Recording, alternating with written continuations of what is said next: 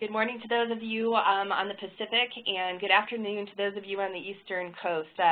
We are really excited today about the webinar on behalf of the National Colorectal Cancer Roundtable. So I want to welcome all of you to this webinar today. I'm Andy Dwyer from the University of Colorado School of Public Health, and I am the co-chair of the Evidence-Based Education and Outreach Task Group in conjunction with my colleague Tamar Wallace. So on behalf of our task force, we wanted to welcome you to our webinar this morning to really help move forward and press along in our effort to get to the 80% colorectal screening rate by 2018, which is really to help today's purpose of the webinar using looking at different data sources and different types of approaches to how we might be able to look at data to really analyze where we are in this attempt to reach that 80%. So we're really excited about having all of you on. We have a host of very dynamic and very achieved speakers who are talking a little bit about those data sets that track both the national and system level colorectal cancer screening rates. So I know that we just want to say that we've had an outstanding response with over 300 registrations for today's call, so we know that this is definitely an exciting topic for those of us who are really super psyched about evaluation colorectal screening. Just a quick note, if you join the webinar, there's the tab, the 403-04734. Make sure that that is selected so that you'll be able to see today's slides. So again, a warm welcome, and I just want to also thank Mary Doroshank, who's our fearless leader within the roundtable, in addition to our panelists who we will introduce shortly. Next slide. So again, what we're really wanting to focus on today is tracking of 5 major data sets when we really think about how we're able to achieve this 80%.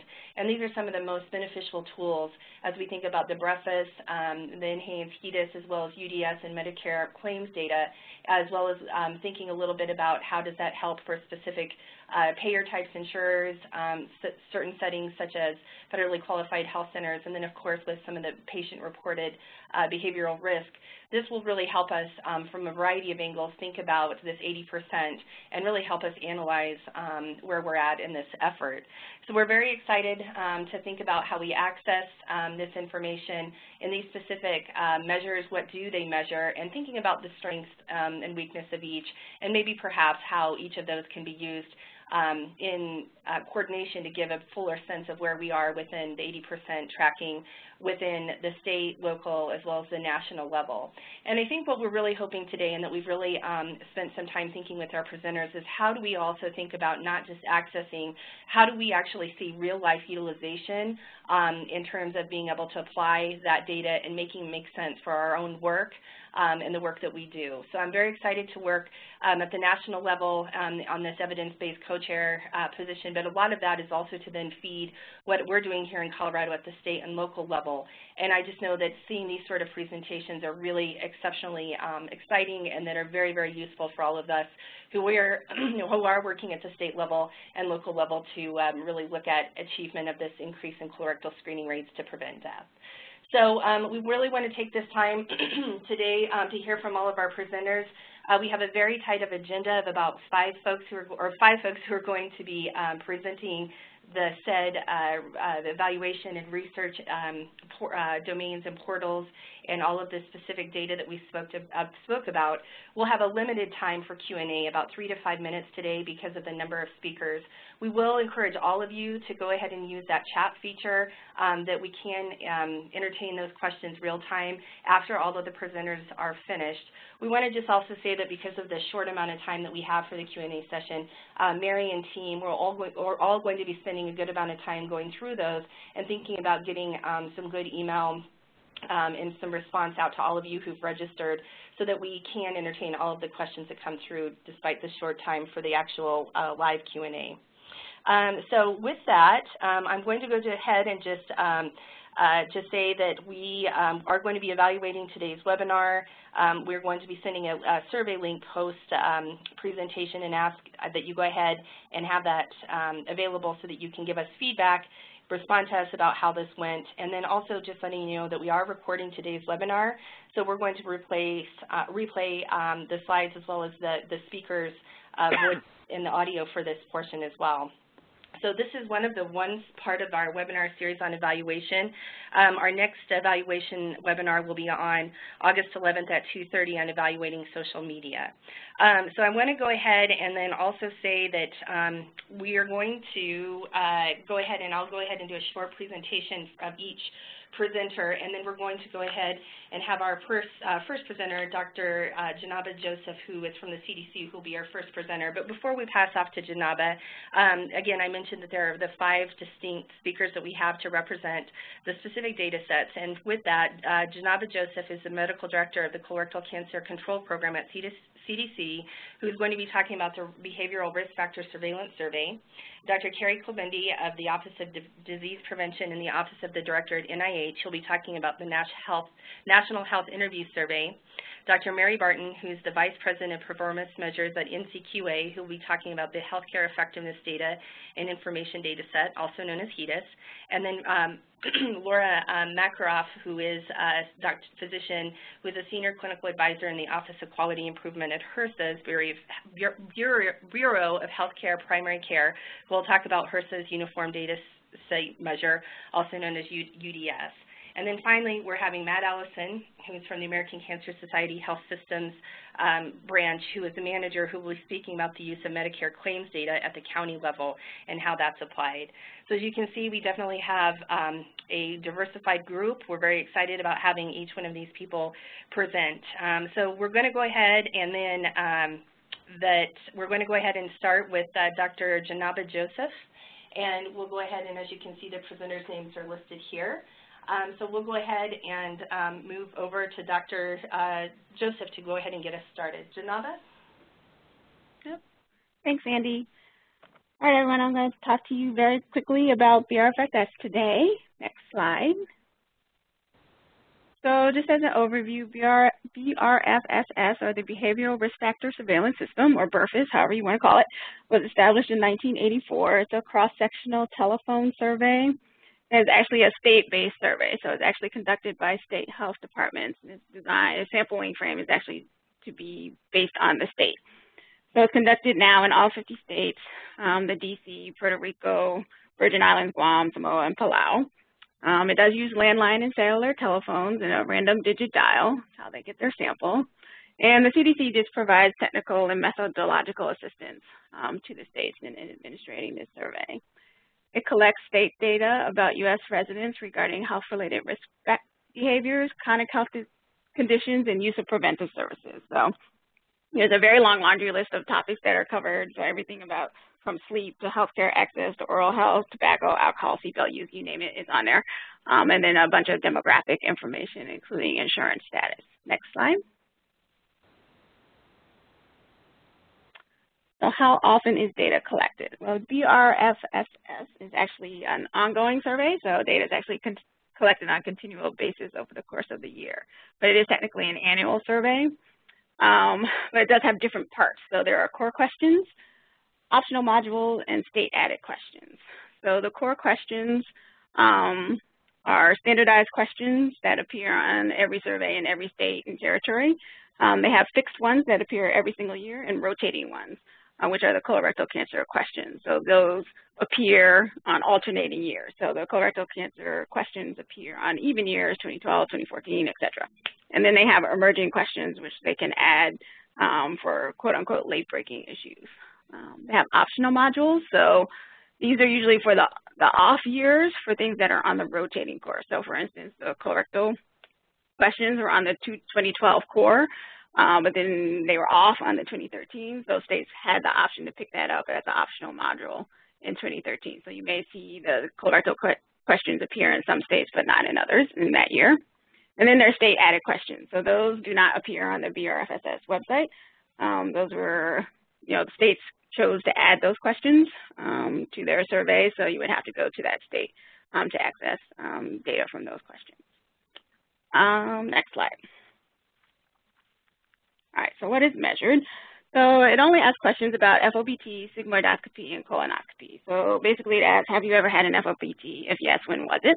Have you ever had, in short, an endoscopy procedure? If yes, then what type was it, sigmoidoscopy or colonoscopy? Then, if you answer colonoscopy, it'll ask you when was it. If you answer sigmoidoscopy, it'll ask you when was it. It does have fixed time interval responses, which is important to keep in mind when you're doing your data analysis. So it's within the past year, 2 years, 3 years, 5 years, 10 years, or more than 10 years, depending on what test it is. So you can't get an exact date or time interval for when the test was last done. Next slide.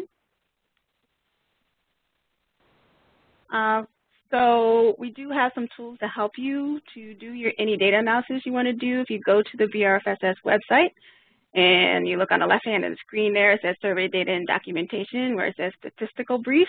There's one it's called BRFSS Statistical Brief on Cancer Screening Questions, and it actually lays out the SAS code to develop the variables as we do them here when we do our publications that use BRFSS data, because we get lots and lots and lots of questions about how we come up with our variables. So it lays it out in SAS code, R code, and Stata code for those of you who use Stata. So I strongly suggest you use that resource if you're going to be analyzing this data on your own. Next slide. All right, so what gets reported? I get lots and lots of questions about this. Inevitably, people ask me, why doesn't it add up to 100%? These are row percents, so the denominator is actually the stuff on the left side of the screen. So if you look, let's say at 50 to 64-year-olds, 60% were up to date with screening in 2012. So the rest of that row is actually the people who were not up to date for screening. So if you look at colonoscopy, within 10 years, 56.4% were up to date. So the remaining 44% or so were either didn't get a colonoscopy, didn't have it within 10 years, weren't up to date, or got some other test. So it's really the inverse is actually kind of a conglomeration of a whole bunch of folks. Next slide. So this one is actually, this is a slightly different way of looking at the data. This is actually a full row percent. So if you look at the overall, 65% were up to date with colorectal cancer screening, 7.2% were screened but not up to date, and 27.7% were never screened. So all of that does actually add up to 100%. So the point of all of this is, one, I get a lot of questions about the way the data is presented.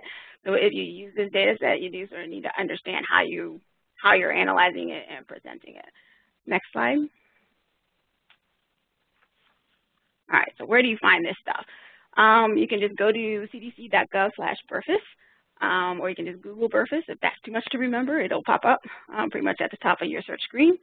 And then if you go down to the home page, down at the bottom, it'll say Survey Data and Documentation.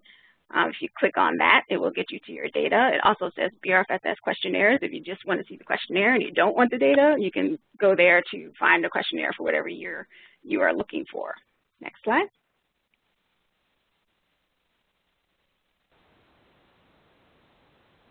Next slide. All right, thanks. So when you're looking for a particular data year, once you click on Survey Data and Documentation on the left-hand screen there, it'll say Annual Survey Data. Click on that. You just pick the year you want, and this screen will pop up. This happens to be 2012 data. You get some information at the top of the screen about survey data information. It has the code book. It tells you which variables are calculated versus collected straight from the respondent. Next slide. And if you scroll down to the bottom of that screen, it actually has where you can download the actual data file. So if you're looking for just a state's data, you actually have to download the whole kit and caboodle, and then you have to use DAS or whatever software you're using to pick out the state that you want. So you can't just get on there and download your state. You sort of have to take the whole kit and caboodle. Next slide. County level data. So you can get county level data from BRFSS. Typically, I would say, though, if you want all the counties in your state, you really have to go to the state health department. And when you dig around on the BRFSS website, you can find the contact information for the state BRFSS coordinator, and that's who you need to contact to get state county level data. The CDC website does have some county level data. You can see under survey data and documentation this little thing called Smart City and County Survey Data. Next slide.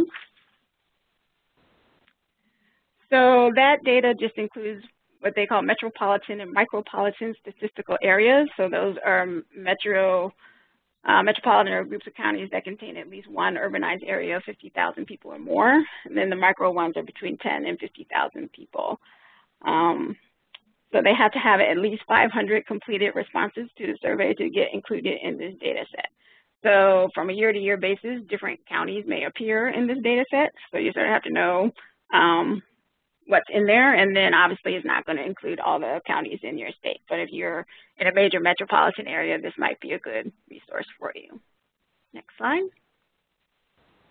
So what are the advantages of BRFSS? It's state-based, obviously. You can get county-level data.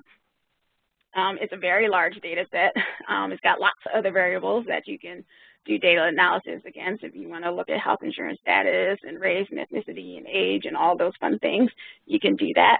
It does have validated questions, and it is standardized. Next slide.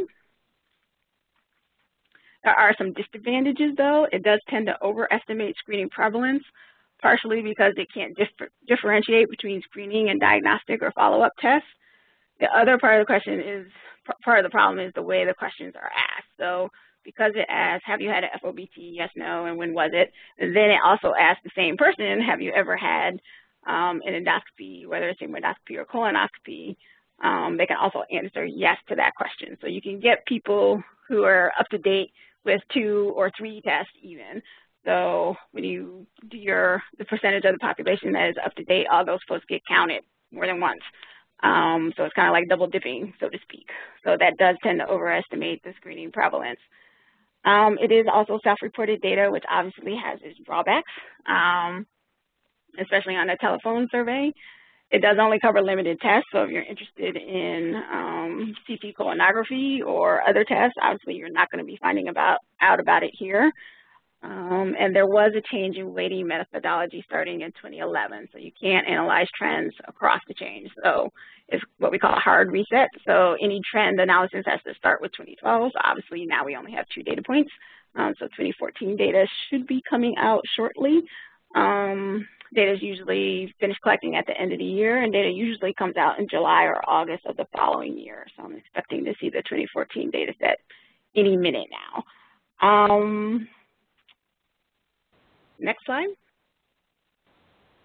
How is BRFSS used? Well, I just got in PubMed and say, well, what do people do with this? So this was an article that came from Kentucky that was looking at barriers to colorectal cancer screening in Kentucky. So they had some state-based questions that they had added. So you could do it for research. People also obviously use it to assess kind of the state of colorectal cancer screening affairs in their states. I know all our colorectal cancer program grantees use BRFSS data in their applications to describe when and where screening is used in their state. It's good for getting an overall picture of your state. If you're doing a really small intervention, like in a real small area of the state that's maybe sparsely populated, it's probably not the best thing to sort of track results of your intervention. But if you're doing a higher level intervention that reaches a significant chunk of the population or most of the state, then BRFSS is a good way to at least track overall colorectal cancer screening trends.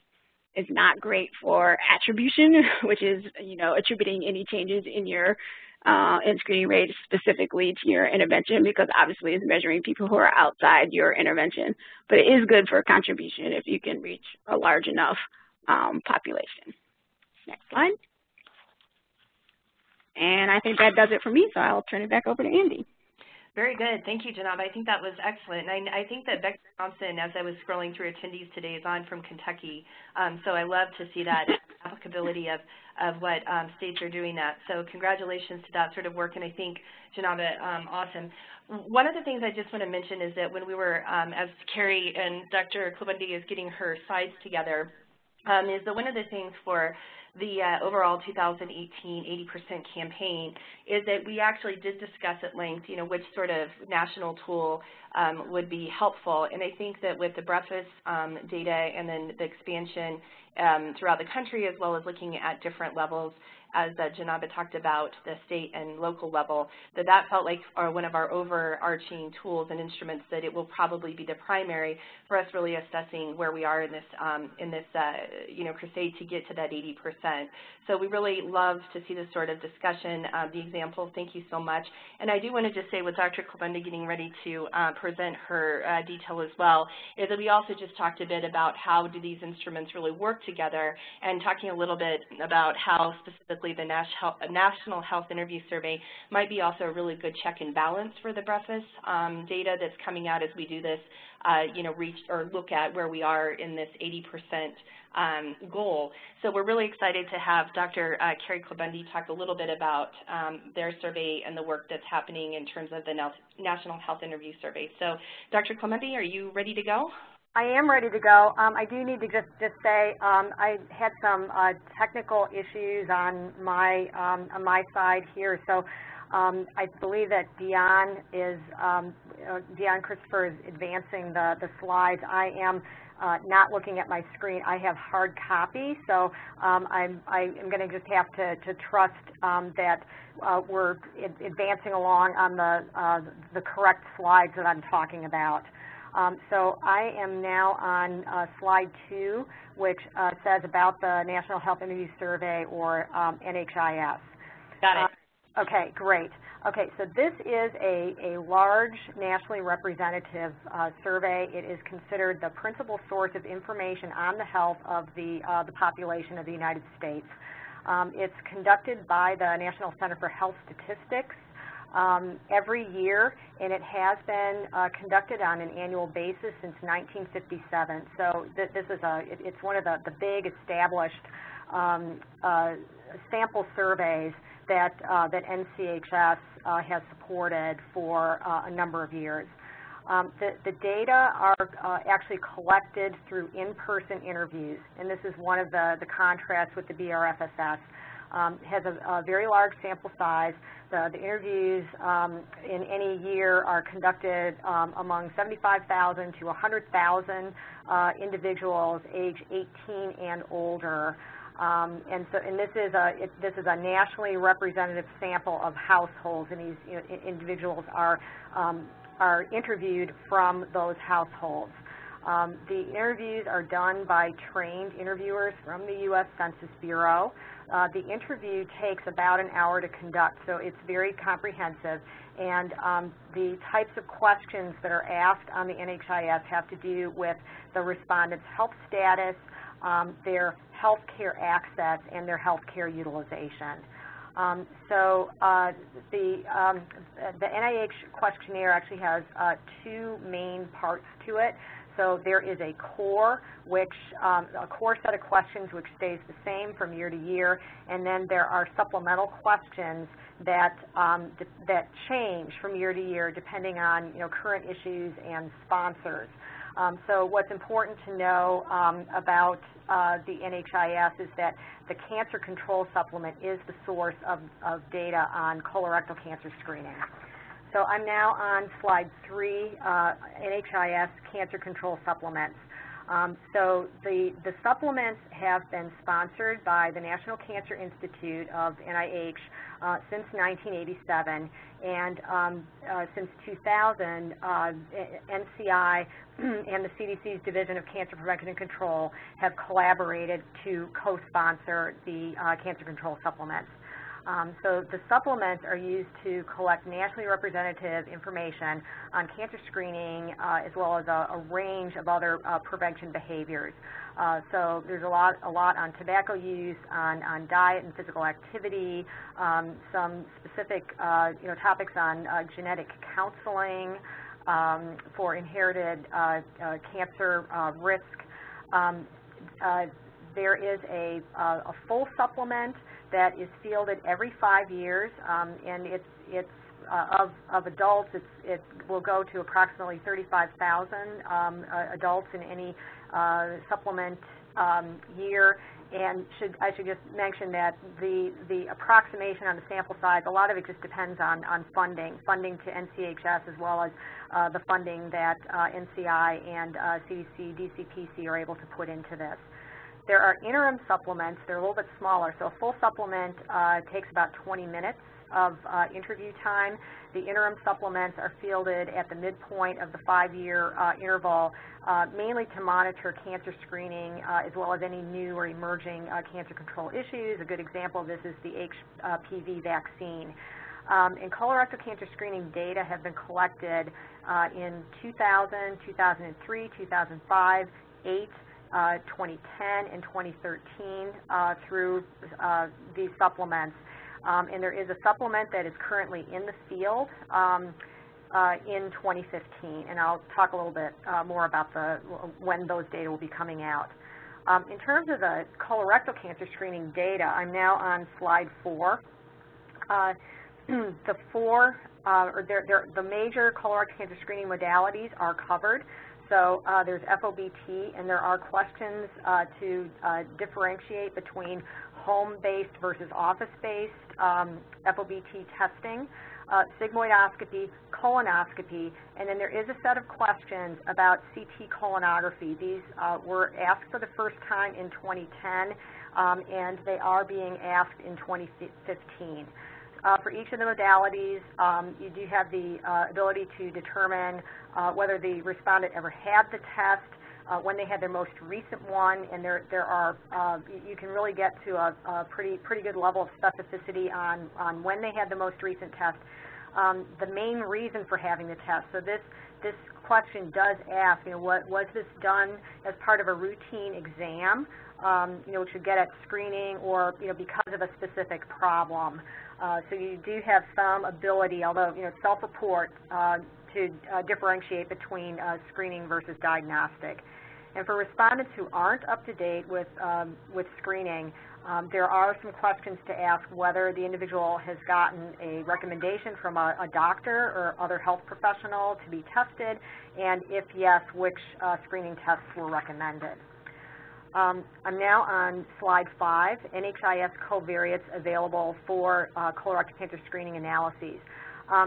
This slide has, there's a lot on here, and I wanted to show this just to give everyone a sense of the extent to which the NHIS allows you to do a really deep dive. I think this is one of the strengths of the NHIS, is it's just very rich in the amount of information that you can look at. So quite a bit on sociodemographics, on respondents' health status, their health care access, so detailed questions on types of health insurance coverage, whether the individual has a usual source of care, frequency of physician visits. There is a whole host of questions about specific health behaviors. One thing that I wanted to emphasize, and this is in the geography category, on the public use data sets of the NHIS, you can get census region. And so you can look at regional differences in, for example, colorectal cancer screening use. However, if you want to get down to a level of geography that is smaller than the census region, so that means if you wanted to look at state level or urban-rural estimates, you do have to go through the NCHS's Research Data Center to be able to access those data, and that's because of just trying to maintain the confidentiality of the data. So I'm now on slide 6, NHIS advantages and disadvantages. I think there are a number of advantages to the NHIS. You've got it's a very large sample size that gives national estimates. And as Andrea was mentioning, when we do some of this work, we make comparisons of estimates from the BRFSS to the NHIS, national estimates.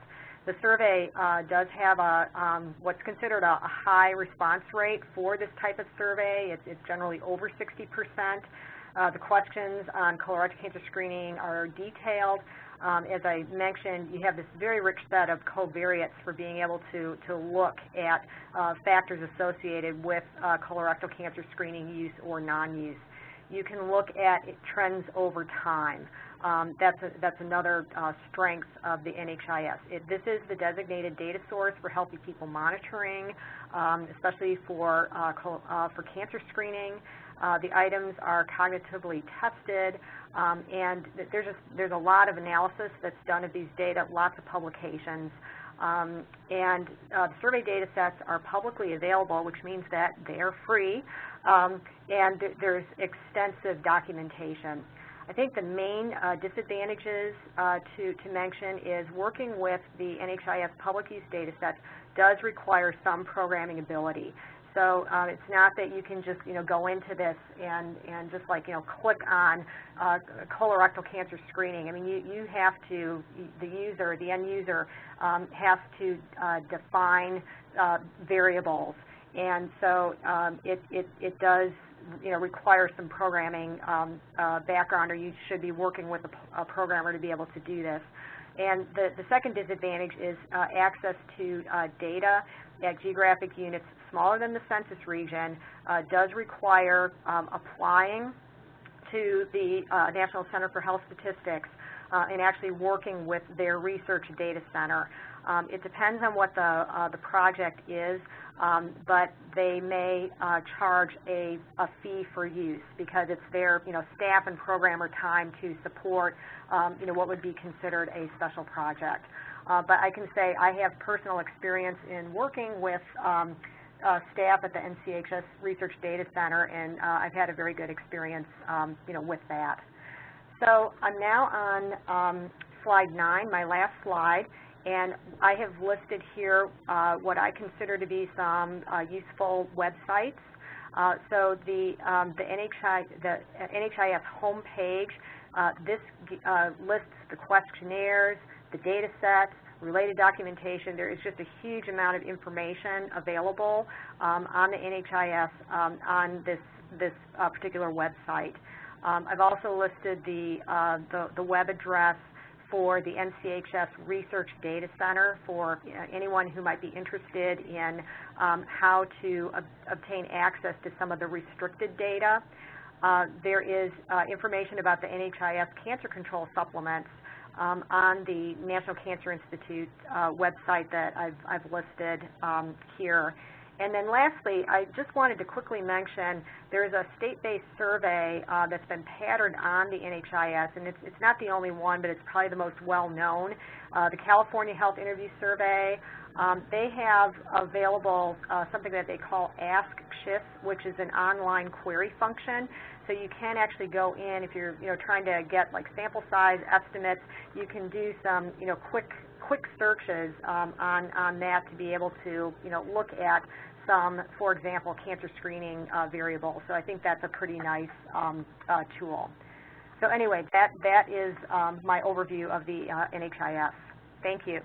Thank you, Dr. Kulbundi. We really appreciate this, and I think an excellent demonstration of the richness and how we can use this as another source. So thank you. I know that you've been very involved in our discussions. So thank you for you and Janaba both about providing a perspective about national databases and how that can help inform with BRFSS as well as, and I always want to say NHIS. I've actually named that myself, but I don't think that's actually a sanctioned term, correct? It's NHIS.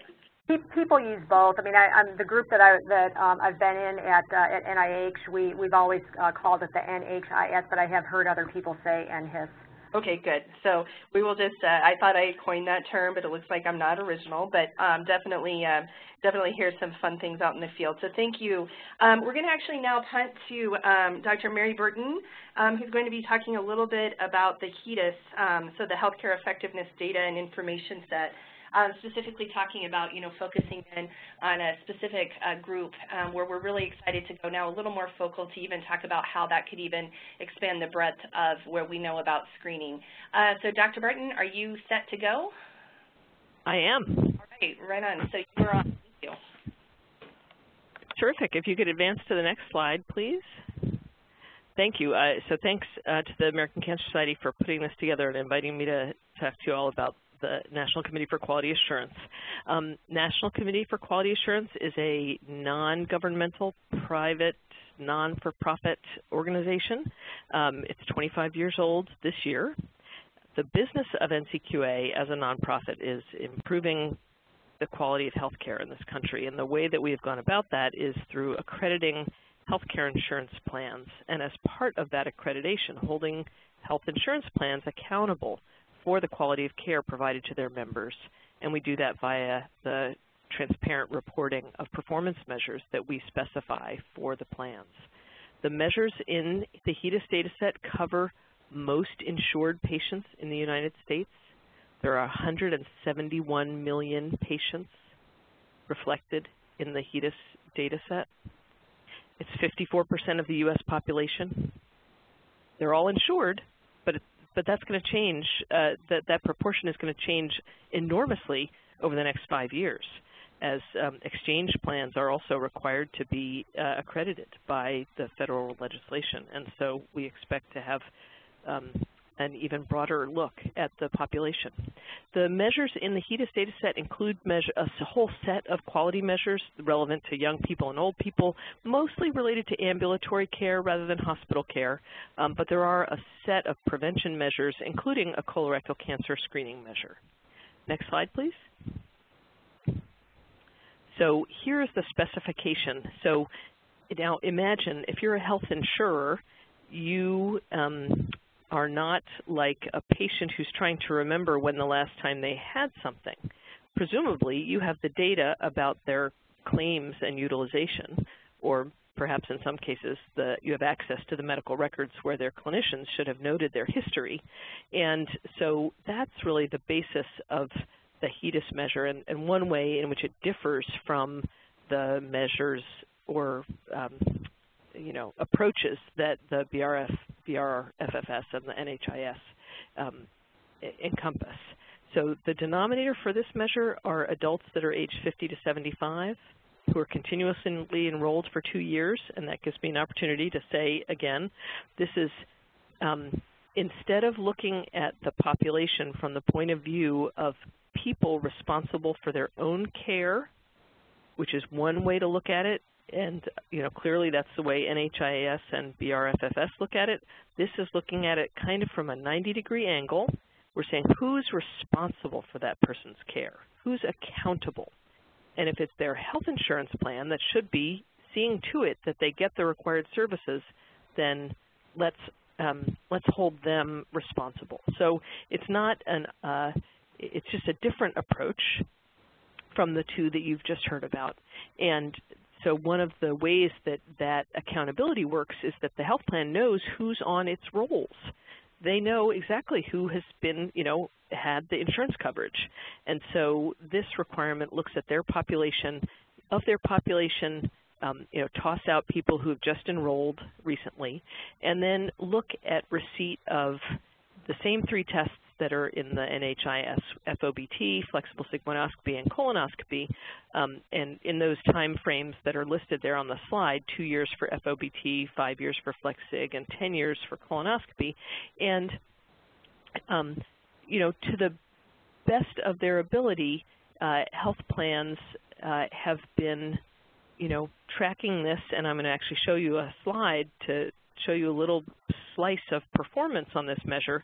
And it is based, primarily on data that come either from healthcare claims or from a healthcare record. Next slide, please. So just a little mechanics about HEDIS measures and the reporting of those measures. Health plans are asked to submit data every year to us in June on data that on the patient care that was provided the previous year. So the data that just came in last month reflected care that was provided all during 2014, or in the case of the colorectal cancer screening measure, care that was received, up till December of 2014. Each fall, we publish this data in a document, which is a sort of a database called the Quality Compass. Quality Compass access is publicly available. There is a subscription fee, but I think after today, Mary Doroshenko and I should talk about how we might be able to facilitate helping public health organizations have access to this data. And then the results are presented by health plans, so you have to go in and tell the system which plans you want to look at. But in this case, on the next slide, I'm going to show you, I just selected all the plans in California, and then you can assign which benchmarks you want to also show alongside that. Next slide, please. So here's a sample report from Quality Compass. I don't know where in the country you all are on this webinar, but I suspect it's a reasonable chance that some of you are from the West Coast. And so what you can see here, each row is a healthcare plan in the state of California. The red bar is the national average for all plans, all HMO plans. And then just for comparison, I put in the green line, which shows the one region of the country average, but it's not the West, so it may or may not be relevant to this data. But just so you could see that those are the benchmarks that have been selected. And then the two plans that are already exceeding the ACS goal are Kaiser Southern California and Kaiser Northern California. So they have rates of colorectal cancer screening, according to that specification that I showed you 2 slides ago, of 81 and 80.3% respectively. And if we have time, I'm going to talk a little bit about what are some of the issues that I think are interesting about how well Kaiser is doing. But then you go on and you can see several other health plans in California are performing above the national average. And then you can see also down at the bottom that there really is seems to be a lot of variation. Seems to be a lot of variation here by health plan. And I would want to make sure I indicated that, not every health plan rate is necessarily a complete and accurate view of all the patients that are in their insurance plan. And I guess this is my opportunity to just say what might be obvious to some of you, which is that the Kaiser plans have typically an integrated electronic medical record for all of their patients. And so the ease with which they can report on the history of colorectal cancer screening is clearly head and shoulders above how other plans might be able to report that, because they have better access to the data. So some of this variation that you see might be actually differences in colorectal cancer screening. There is a chance so that some of it is due to variation in data accuracy, data completeness, things like that. So next slide, please. So what are some considerations about looking at this HEDIS data? It really is a different animal than using those other data sources. The advantages are that it's updated annually, and the colorectal cancer screening measure is one that is required annually.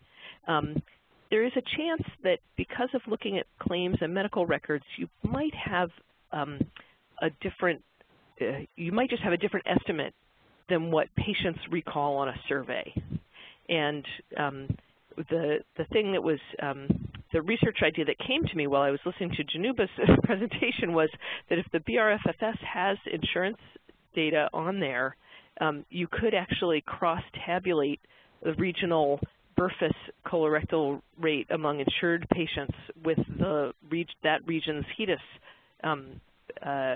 report of colorectal cancer screening, and then you would be able to estimate to what degree there might be an patient self-report might have some degree of over-reporting.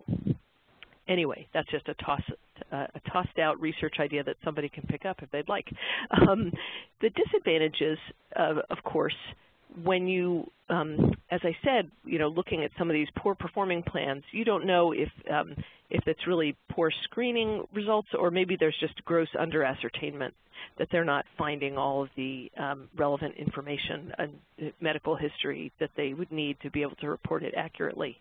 There's also some burden from the health plan point of view, and you can imagine that we hear that a lot, that it's very costly for them to do chart reviews, and even costly for them to program their data systems for claims that require only, for measures rather, that require only claims data. So that's not necessarily the problem of the public health community, but it's of note for the system. And I guess the other disadvantage, again, or recognition, is that this is only looking at the insured population, and it does not provide you a national statistically representative sample of the entire population. Next slide, please. So what could come next for this measure? We're at NCQA, we're extremely interested in moving forward with using measures based on electronic health record data to move the quality measurement enterprise into the next, into this century. I'm very enthusiastic about the idea, particularly for colorectal cancer screening measure, because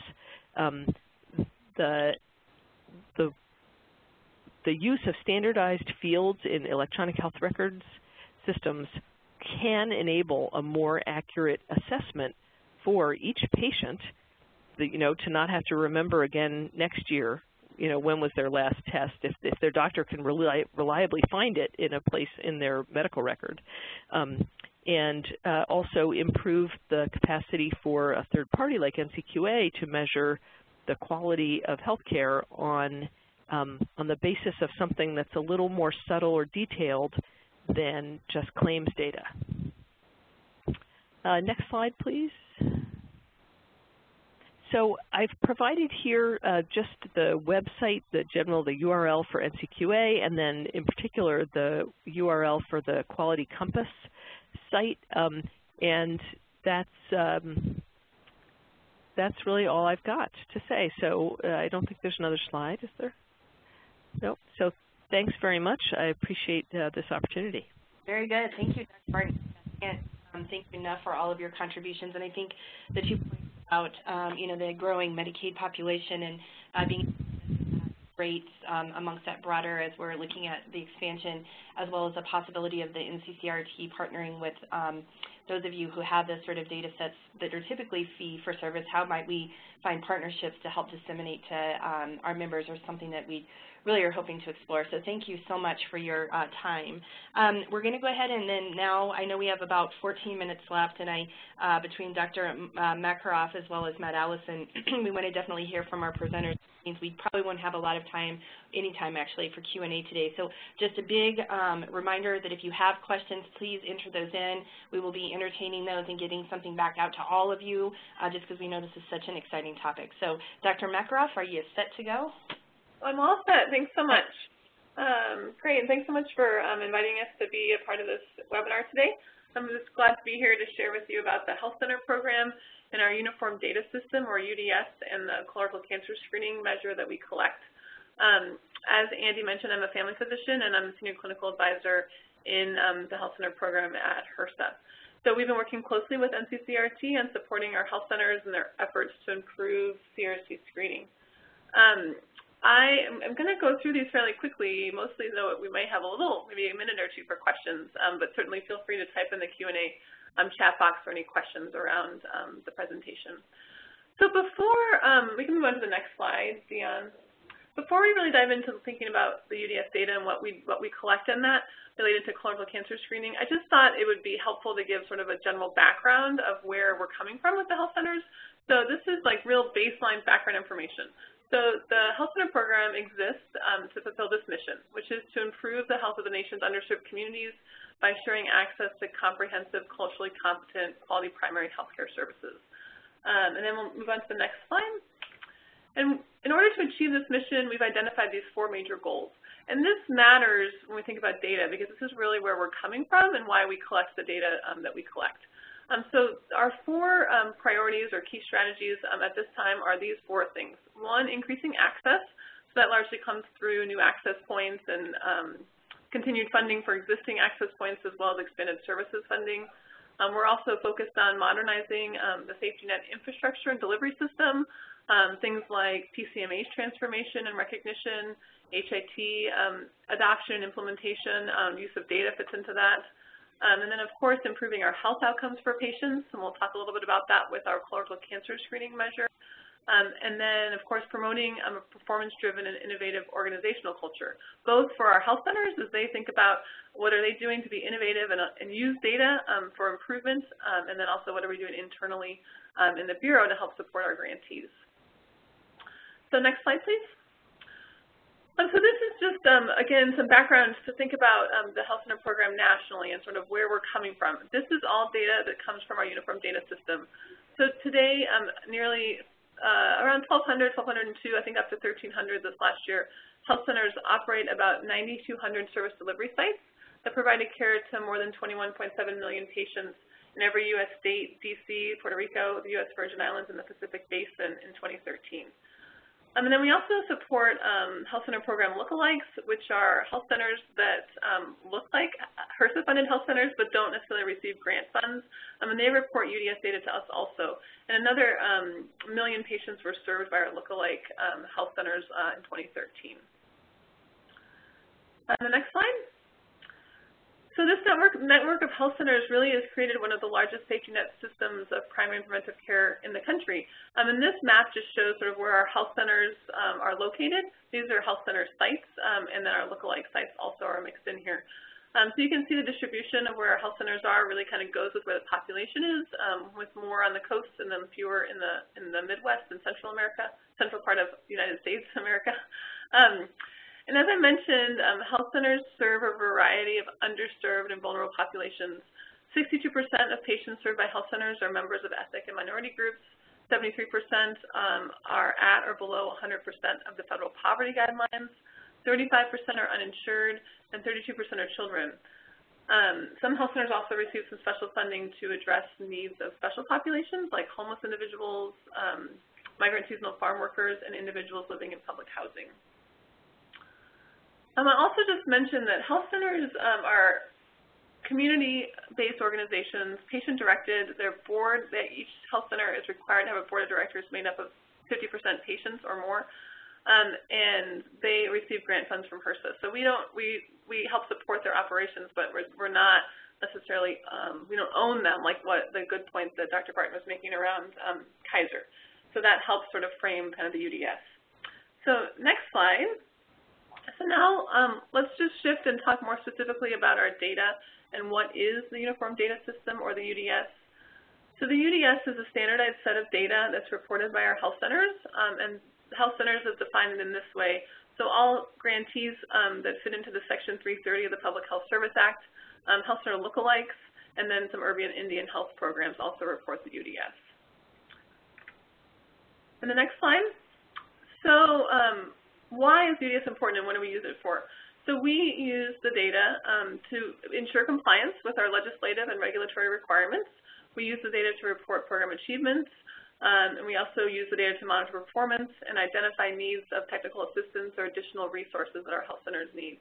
And then, of course, our data is also used by health centers for their internal performance improvements, as well as used by our health center controlled networks and primary care associations and other national partners who help support health center operations. Next. So what data is collected in the UDS? So the Uniform Data System is reported annually by all HRSA-funded health centers and lookalikes, like I mentioned. The health centers report on the data each calendar year. So the reporting year is January 1st through December 31st of each year. That data is then reported in the following February. So for example, calendar year 2014 data was reported to us at HRSA in February of 2015. There's then a robust kind of data cleaning and quality check process that we go through for all 1,200 organizations. And the data is then ready for public dissemination, usually by late summer the year after collection. So we're anxiously waiting the 2014 UDS data, which will be released very soon, likely within the next couple of weeks. And it's important to remember a couple things about the data. The data is reported in aggregate at the health center organization level.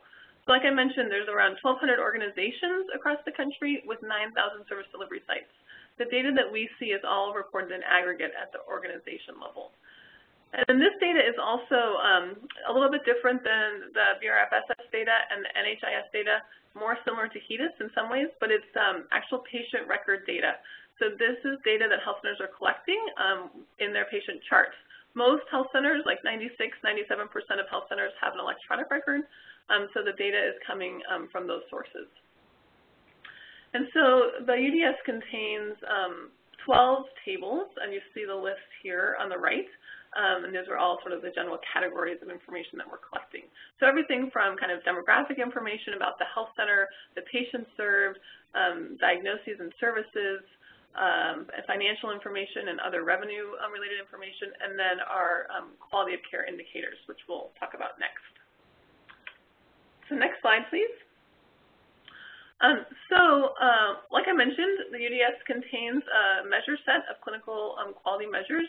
And this year, the UDS has 15 clinical quality measures. We added the colorectal cancer screening measure to the UDS in 2012, and this is our measure definition that you see here on the slide.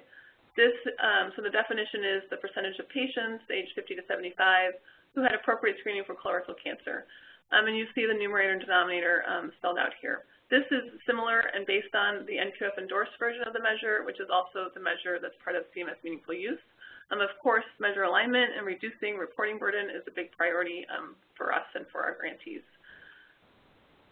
I'll just mention, just for clarity's sake, to make sure everyone understands that appropriate screening is defined as a colonoscopy in the last 10 years, flexible sigmoidoscopy in the last 5 years, or a FOBT or FIT test in the last year. So next slide. Now we'll look a little bit at some of our data. So here you can see the National Health Center average for colorectal cancer screening, starting with 2012, which, like I said, is our first year of data collection. In 2012, 30.2% of our eligible health center patients were screened for colorectal cancer. Then that average improved slightly in 2013, up to 32.6%. And of course, this is well below our Healthy People 2020 goal of 70.5%, and also below our NCCRT goal of 80% by 2018. And we can imagine there's a lot of reasons for this. Of course, there's room for improvement. There's lots of disparity and access concerns that our health center populations are facing. But in addition, like I said, this is data from the record. And so there's all kinds of challenges with data collection and how information about colorectal cancer screening gets back into the patient chart and then reported out of the electronic record if the health center is using one. Okay, next slide, please. So we'll just look at the data a little bit differently. So this is UDS 2013 data, and the graph shows the number of health centers that are reporting colorectal cancer screening rates in each of those listed categories. So as you can see, a small number of health centers have screening rates above the 70%, but while the majority of health centers are in that sort of 10 to 30% or 30 to 50% category. I think one important sort of takeaway from this slide is that within that national average, of course, with such a big population, there's a lot of variations. There's definitely some high performers, some best practices within this population of health centers, and then there's some places that could use some extra support to ramp up their efforts. Okay, next slide, please. I just wanted to leave you with a few resources related to the UDS. First, all of the UDS data is publicly available. It's available at the national level, the state level, and the individual grantee level on the HRSA.gov website that's listed here. So you can compare states, you can look at individual grantees, all the data, including the colorectal cancer screening rates, and then all the other health center information that I shared. Additionally, there's more information about the UDS, including sort of more of the reporting instructions and requirements, as well as training resources that are available at the UDS website listed here. And then lastly, I just wanted to make sure people knew about UDS Mapper, which is a tool that we support that overlays UDS data with other community-level health indicators. So you can look at geographic patterns of care and sort of just the disparities and variations in what's going on in your communities. And there are web-based trainings available on the MAPR website that's listed here too. So with that, I'll turn it back to Andy to continue the presentation, and thank you again for having us.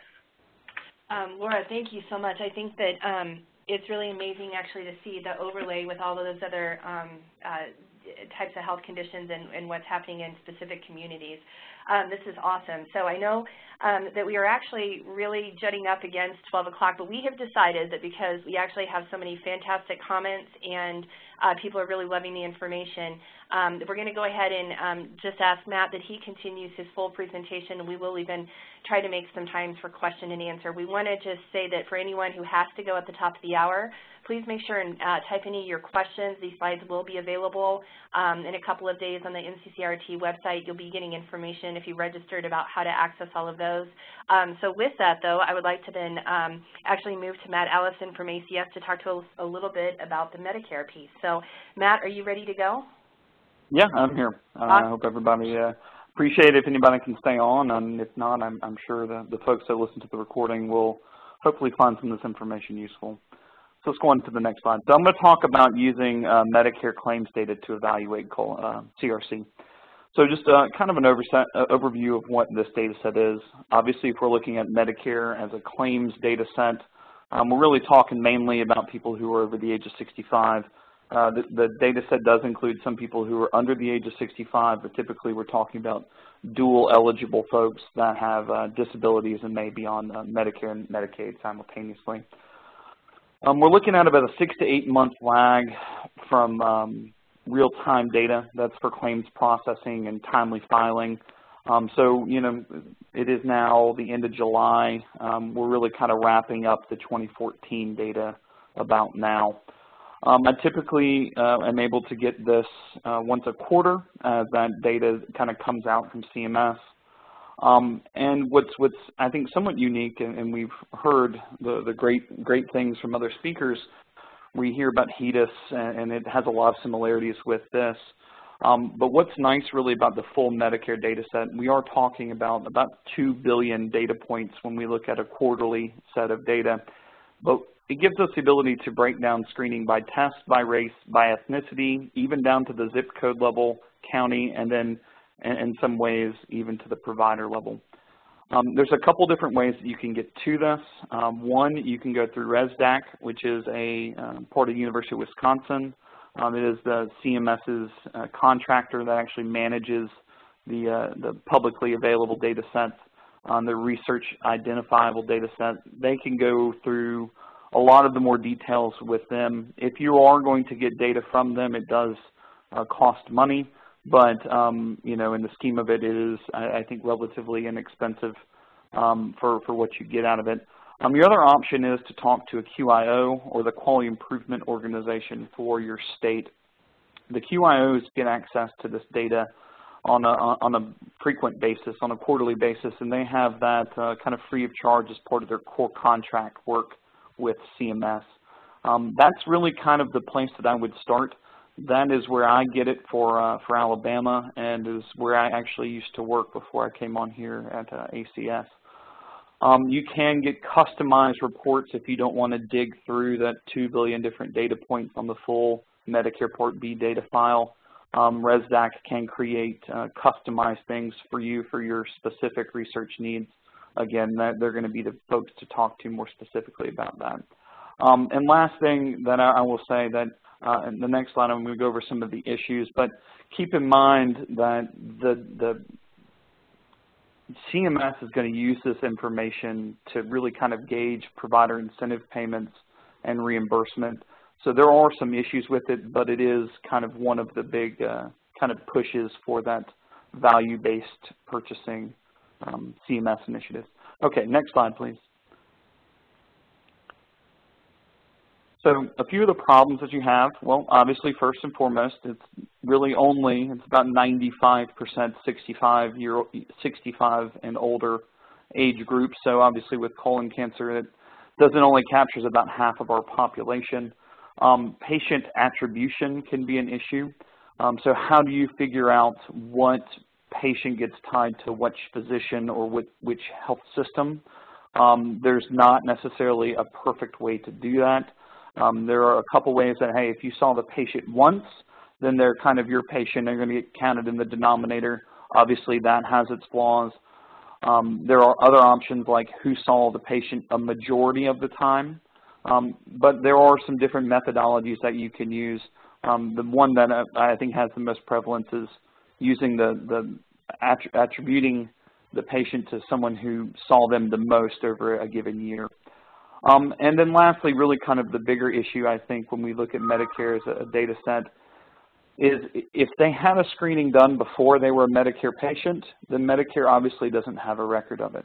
And for something like colon cancer, that is a bigger issue because we have a 10-year, up to 10-year window for someone to get a colonoscopy. So they could get a colonoscopy on Blue Cross at 60 years old, and 5 years later they're on Medicare, and Medicare doesn't have a record of it.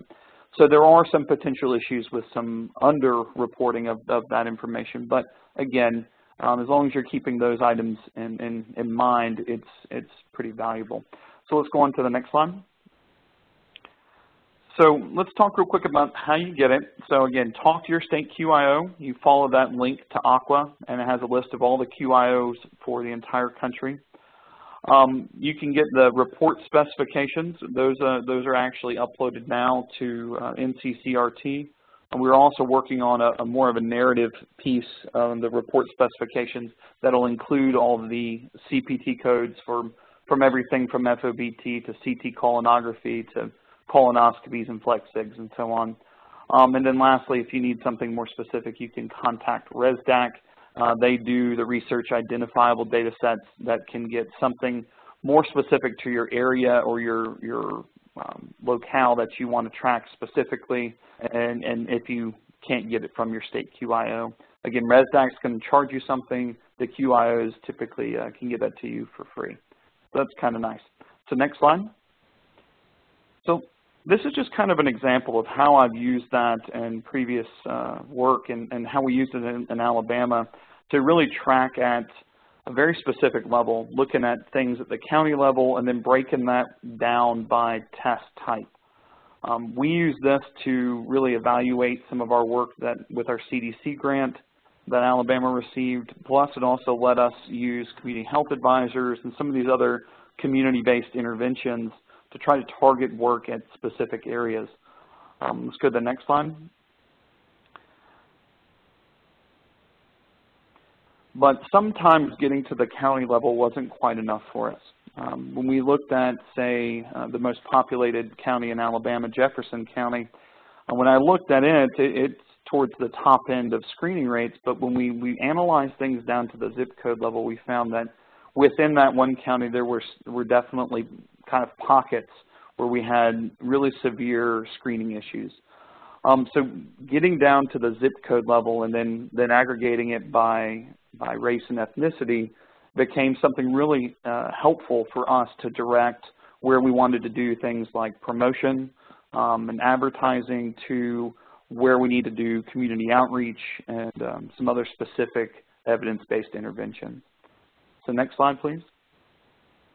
And so lastly, and this is kind of one of the other, I think, real big benefits of having that Medicare claims data set, is that it also gives you the ability to provide provider-specific scorecards.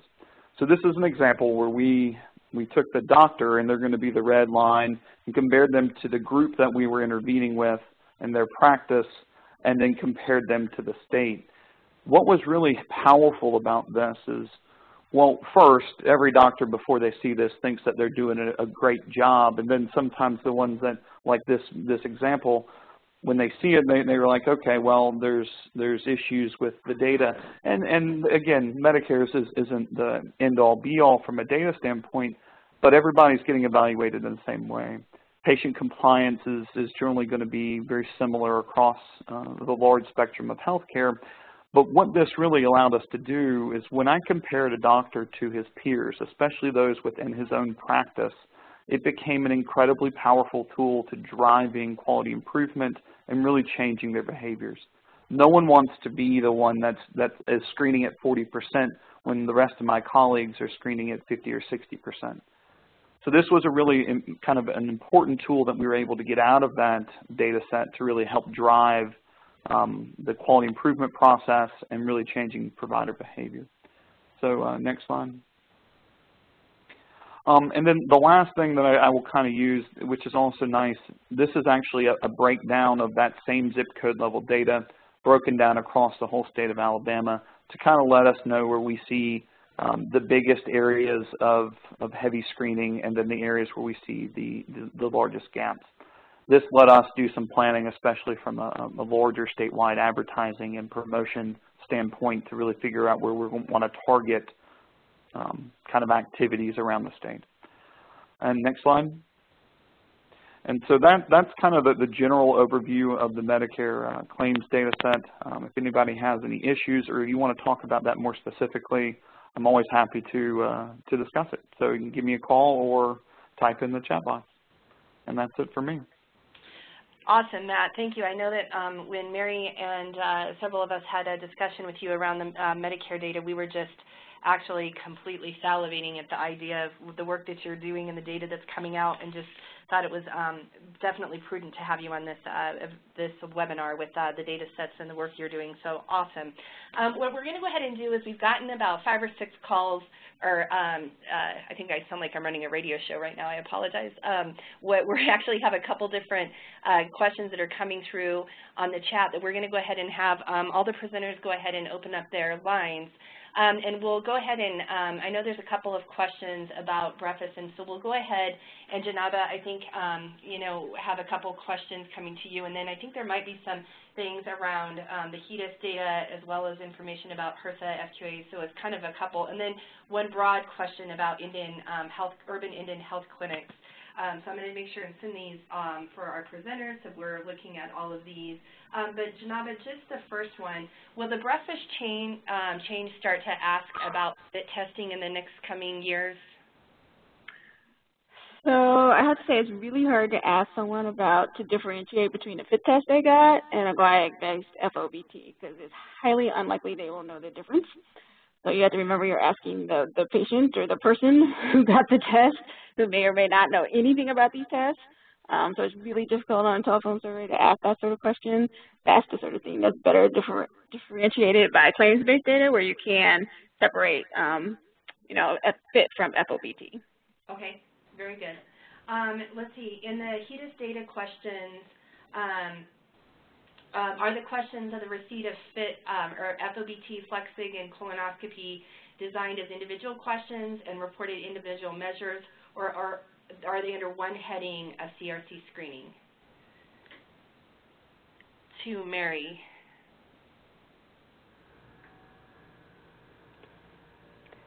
Mary, I think they're trying to figure out if the question, you know, if you can get rates for colonoscopy versus rates for colorectal cancer screening and how you find that info. Yeah, can you hear me? Yeah, now we can hear you. Oh, okay. Yeah, we're having like an electrical storm here in D.C., so power is going out around us apparently. We are looking at the ways to get more detailed data, but at this time it is only a kind of yes or no, were they screened or not, and that is the way the data comes. That's also true about the granularity. The data is just at the level of the health plan, so we do not get data that would enable you to make clinician reports. However, the health plan should have that data. And actually, that is one of the promises or hopes for all-payer claims databases, that they would be able to draw together data on things like this. So any of you that are in states with an all-payer claims database that think that you might be able to have some headway with working with them, this would be an ideal measure to try and identify excellent clinician performance. That's great. Thank you. Thank you, Mary. Then one of the next that we have specifically, and I'm sorry I kind of have, Mary, do you mind going to the next question? I'm having some issues right now. Sure. This one is for Laura. The participant wanted to make sure they heard you right, that 96% of FQHCs are using electronic medical records at this point. Is that right? Yes. Yes. Oh, so wow. 96% of health centers, from what our UDS data tells us, have implemented electronic health records. That's broken down to this: 88% have EHRs at all sites used by all providers, And then the remaining 8% have EHRs at some sites used by some providers. Great. And this one is not for you, but you might know. It says, where do you find information on urban Indian clinics, which are community health centers but don't have information on the HRSA website? Yeah, that's a great question, and maybe I may be stepping a little bit outside my lane, but I can answer it sort of broadly. Maybe this will help. So some IHS clinics are duly funded by HRSA. So if they are duly funded and they are HRSA-funded health centers as well as IHS clinics, they report on the UDS, and the UDS data is on the HRSA.gov website. If it's an IHS clinic that is not HRSA-funded, then I guess I would recommend the IHS website as a starting point. Okay, great.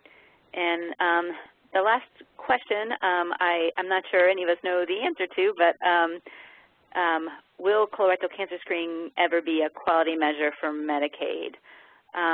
Does anyone have any insight on that? Perhaps Janaba or Laura? No? Well, I can speak maybe broadly. Maybe Matt may have more to say also. Broadly, you know, I think each state does that, but there's some work on the Medicaid core measure set. So I'm not sure. Maybe Matt has more to say on that. I do. So at least within the southern states that I kind of work with on a fairly regular basis, we have seen a good number of them choose colorectal cancer as one of their core measurements. We are seeing some states, and especially in the non-expansion states like Alabama and Tennessee, that are forming these kind of regional care organizations, or this kind of modified ACO concept. That even those decisions are trickling down to this specific RCO or ACO leadership. But it is happening, but it definitely happens more at the local level or state level. It's a little bit harder of a game to dictate that as a policy nationally. That's helpful. Thank you. So last question. Given this is for Janaba, given that the CDC is one of the main supporters of 80by18, is there any thought to adding colorectal cancer as one of the core annual questions? So we have fought this battle mightily over the years. Anything who knows anything about BRFSS knows how impossibly difficult it is to get anything on the core, never mind on the core on an annual basis.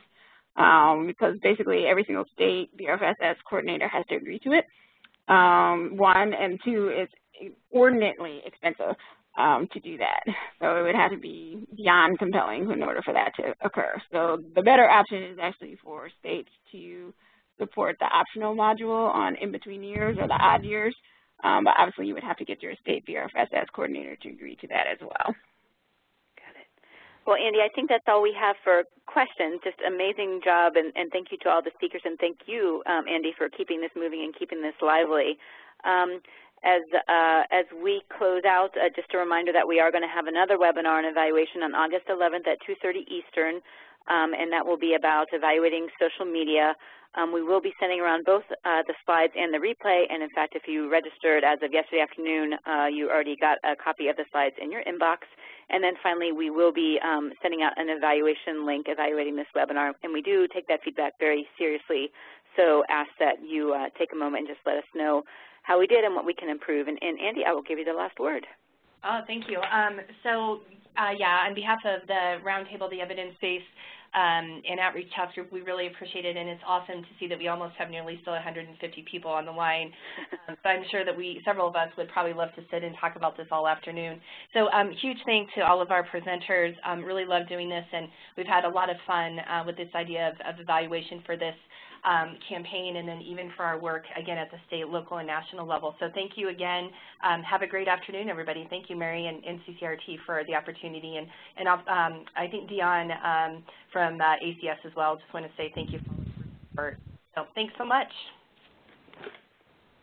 Thanks, everyone. Bye-bye.